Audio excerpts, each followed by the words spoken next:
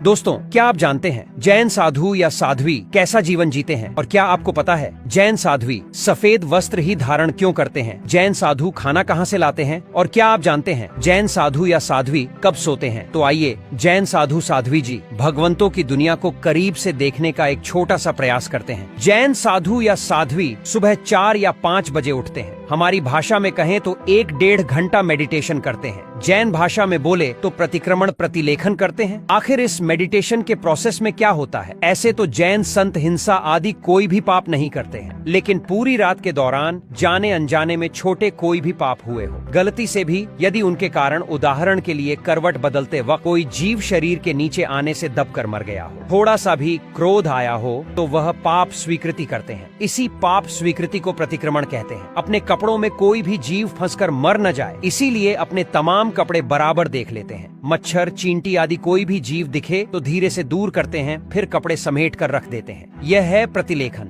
जैन साधु या साध्वी लगभग सूर्योदय से उनकी पढ़ाई शुरू होती है। हजारों की संख्या में जैन ग्रंथ मौजूद है। वह ग्रंथों के अद्भुत श्लोक कंठस्थ करते हैं, यानी कि याद करते हैं। लगभग 8:30 बजे तक यह श्लोक पाठ होता है। उसके बाद मंदिर में दर्शन वगैरह ऐसे छोटे मोटे काम करने के बाद वापस 9:30 बजे के आसपास शास्त्रों के अर्थ सीखते हैं। सामान्य भाषा में बोले तो जैसे प्रोफेसर लेक्चर देते हैं, ठीक वैसे ही, यानी साधु भगवंत अन्य साधुओं को शास्त्रों के रहस्य समझाते हैं। जैन साधु या साध्वी लगभग जैन संत दिन में एक ही बार खाते हैं। जैन भाषा में कहें तो एकासना, वह भी सिर्फ दोपहर को, वह भी एक जगह बैठकर। जैन साधु भगवंत तो खुद कभी भी खाना नहीं बनाते हैं। वह अनेक घरों में भिक्षा के लिए जाते हैं। जैन भाषा में कहें तो गोचरी के लिए जाते हैं। हर घर में से थोड़ा थोड़ा लेते हैं, इतना ही लेते हैं जिससे उस घर में कम न पड़े, यानी कि उनको दोबारा बनाना न पड़े। इसीलिए इसे निर्दोष भोजन सामग्री यानी कि जैन भाषा में गोचर कहते हैं। जैन संत सिर्फ जैनों के घर ही जाए ऐसा नहीं है, वह सभी के घर पर जाते हैं। शर्त सिर्फ इतनी कि वहाँ पर मांसाहार नहीं होना चाहिए। जो लोग जैन संतों को पसंद नहीं करते हो या जैन संतों को भिक्षा नहीं देना चाहते हो, उनके घर पर जैन संत नहीं जाते, क्योंकि जैन संत नहीं चाहते कि उनके कारण कोई दुखी हो। जैन संत सिर्फ गर्म पानी ही यूज करते हैं, यानी कि उबला हुआ पानी का ही प्रयोग करते हैं। सूर्यास्त के बाद जैन संत कुछ भी नहीं खाते। खाना तो बहुत दूर की बात, पानी भी नहीं पीते, यानी कि पानी की एक बूंद भी मुंह में नहीं डालते। कितनी भी प्यास क्यों न लगे, कितनी भी गर्मी क्यों ना हो, पूरी जिंदगी के लिए वह इस प्रतिज्ञा का सरलता से पालन करते हैं। जैन संतों के पास 1 रुपया भी नहीं होता, न उनके नाम का बैंक में अकाउंट होता है, न सोना